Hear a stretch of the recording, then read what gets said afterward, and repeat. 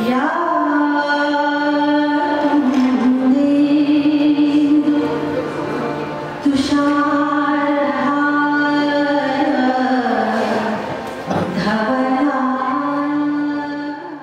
अज्ञानतिमिरस्य ज्ञानाञ्जनशलाकया चक्षुरुन्मीलितं येन तस्मै श्रीगुरवे नमः। मंच पर उपस्थित हिमालयनी प्रकाशन संस्था के सच्चिदानंद जी, आज के विशेष अतिथि, आज के प्रमुख अतिथि गिरीश चंद्र लाल जी, हमारे भारतीय दूतावास के सत्येंद्र जी, मनीष जी तथा ज्ञान ध्रुव चंद्र जी और श्वेता जी तथा सभा में उपस्थित सभी विद्वान कविवरों को प्रणाम करते हुए मैं कुछ मंतव्य रखने जा रही हूँ। अब मेरा सौभाग्य तो यह है कि कंचना जी ने मुझे समय की मर्यादा की सूचना नहीं दी। पर देखिए, संजोग भी कैसा है, आज ही पुस्तक का प्रकाशन हुआ है कि शब्द शेष होते हैं और इतने बार वो समय की मर्यादा का गुंजन हुआ है कि वो सारे शब्द शेष है और मेरे मस्तिष्क में भी बैठे हुए हैं। तो बिल्कुल समय की मर्यादा मन में रखते हुए मैं अल्प समय में मेरा मंतव्य रखूंगी। मैंने प्रणाम करते हुए कहा कि सभी विद्वान कविवरों को मैं प्रणाम करती हूँ। इसकी वजह ये है, इसका कारण ये है कि संस्कृत में कवि को विद्वान कहा गया है। तो कवि का विद्वान होना विद्वत्ता पूर्ण कविता रचना निर्माण करना, ये कवि का उत्तरदायित्व होता है। कवि के लिए और एक शब्द का प्रयोग किया गया है, वो है क्रांतिदर्शी। बहुत आगे चलकर वो देख सके, उसकी ये ताकत हो, उसका ये सामर्थ्य हो कि जो शब्दों को आज मैं लिख रहा हूँ, कागज पर उतार रहा हूँ, उसके परिणाम आगे चलकर क्या होंगे, ये सोचकर उसने लिखना चाहिए। तभी उसे क्रांतिदर्शी कवि कहा जाता है।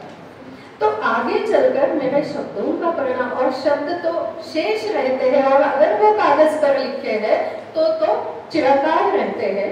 अगर ऐसा है तो हमारे शब्दों का परिणाम क्या होता है, ये सारा सोचकर कवि ने लिखना चाहिए।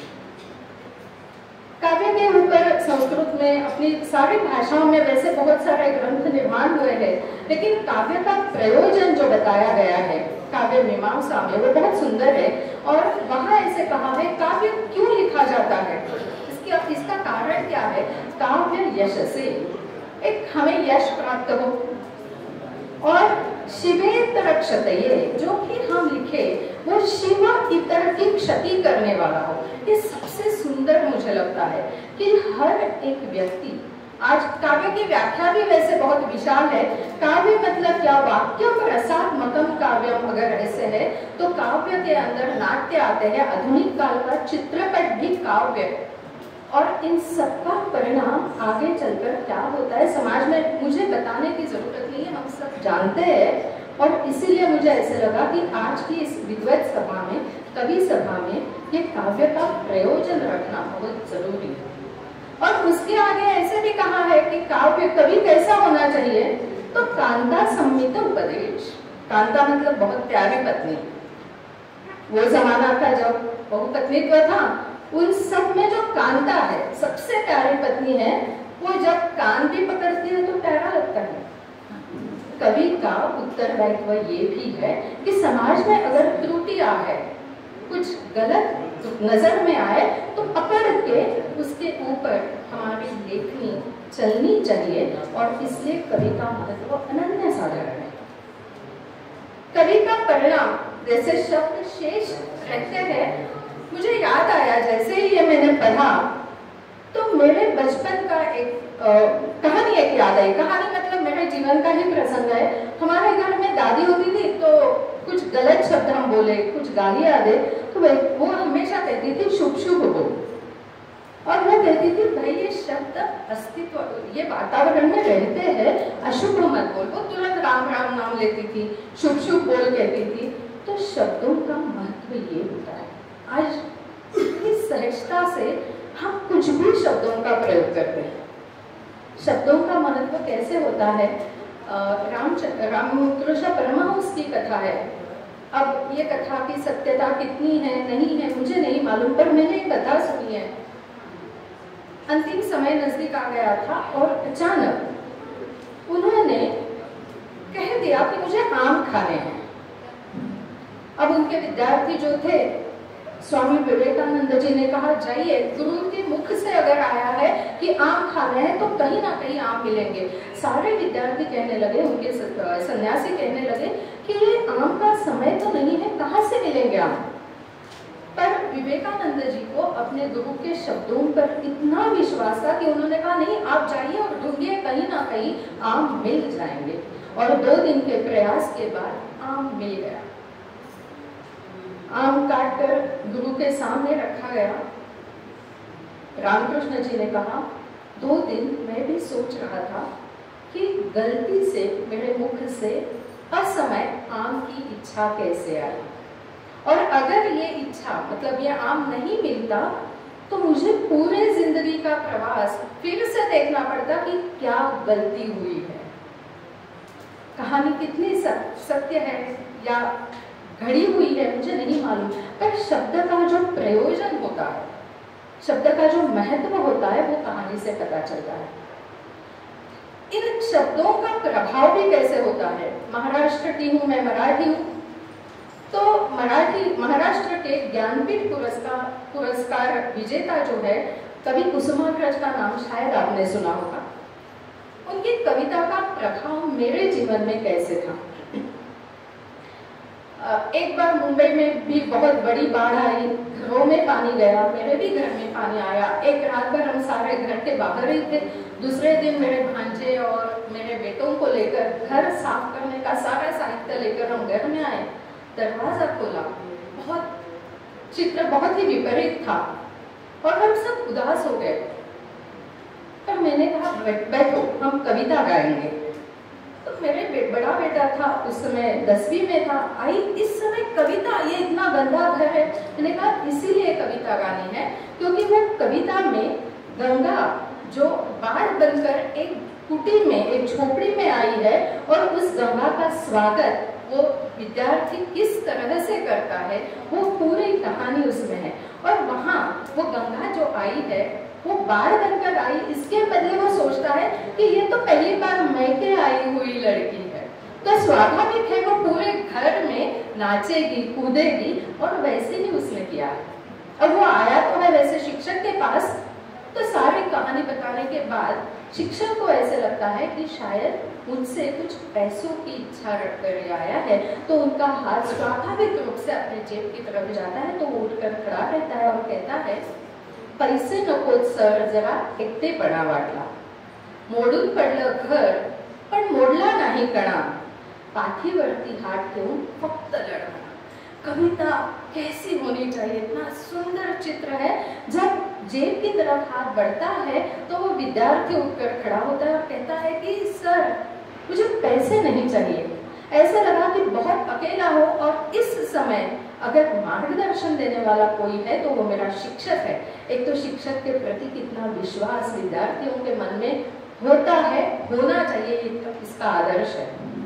और फिर वो कहता है कि मोडून पडलं घर, सर पूरा घर बर्बाद हुआ है मुझे मालूम है, पर मोडला नहीं कड़ा, पीठ की जो हड्डी होती है वो अब तक टूटी नहीं है। बस आप पीठ पर हाथ रखकर कहो लड़, बस लड़ते रहो, मुझे यश मिलेगा। तो ये कविता, मतलब हम कहते हैं आजकल निगेटिविटी बहुत होती है, ये पॉजिटिविटी का कितना सुंदर चित्र है। कविता का प्रभाव हिंदी से तो हमारा संपर्क महाराष्ट्र में 5वीं से आया। 5वीं कक्षा में गए तो पहली बार हिंदी आई। सौभाग्य से बहुत अच्छे कवि 5वीं से हिंदी के भी मिल गए। उसमें से एक कविता का प्रभाव मेरे मन में इतना था, चाह नहीं फूलों पुष्प की अभिलाषा, चाह नहीं मैं सुरबाला के गहनों में गूथा जाऊं, चाह नहीं प्रेमी माला के भिन्न प्यास को लजाऊं। अब आप सभी को कविता तो पता है, तो मैं कविता नहीं कहूंगी, पर उस कविता का प्रभाव किस तरह से था, आगे चलकर कुछ यहाँ से वहाँ शब्द लेकर जोड़ने का प्रयास जब मैं करने लगी मैंने भी उस कविता के ऊपर एक कविता लिखी, रान पुष्प। और फिर उसने भी ऐसे कहा कि एक रान पुष्प है, हिरवाळी वरडुलना रे गंधन से मजरूप सुंदर आकर्षकते काहीच नसे। मुझे ये भी नहीं है, ये भी नहीं है, ये भी नहीं है। और बिल्कुल वो पुष्प की अभिलाषा मैंने मराठी में करी। शब्दों का प्रभाव, कविता का प्रभाव, कवि का प्रभाव किस तरह से होता है। अर्थात जब हम शब्द देते हैं तो शब्दों के साथ हमारा आचरण कैसे हो, हमारे विचार हमारे आचरण से ही आते हैं। ये सारी जिम्मेदारी हम सबकी है। और जैसे मैंने कहा, कवि मतलब शब्द सिर्फ वो वृत्त और छंदों में लिखने वाले नहीं होते, नाटक भी काव्य के अंतर्गत है। तो आधुनिक काल के चित्रपट भी अगर उसी में है तो हर एक साहित्य क्षेत्र से जुड़ा हुआ इस तरह की साहित्य की निर्मित करे, ये बहुत महत्वपूर्ण होता है। और मुझे लगता है आज ये जो कविता, अब कैसे है ना कि विद्वान जनों के साथ रहने का एक संपर्क में रहने का बड़ा परिणाम होता है। तो फिर मुझे भी ऐसे लगा कि चलो मैं भी कुछ, बहुत जनों ने प्रयास किया कि बैठे बैठे कविता, अरे भाई मैं तो सोचने लगी कि हम कवि नहीं है कहते हैं और बैठे बैठे कविता करते हैं, तो ऐसे तो नहीं है, मेरी कविता पहले से ही लिखी हुई है। मैं इसको बोल के मेरे शब्द को विराम दे दूंगी। कविता है, अब देखिए मैंने पहले ही कहा है, मेरी कोई जिम्मेदारी नहीं है, मैंने पहले ही कहा है हमारे पूर्व सूरियों ने ये लिखा है।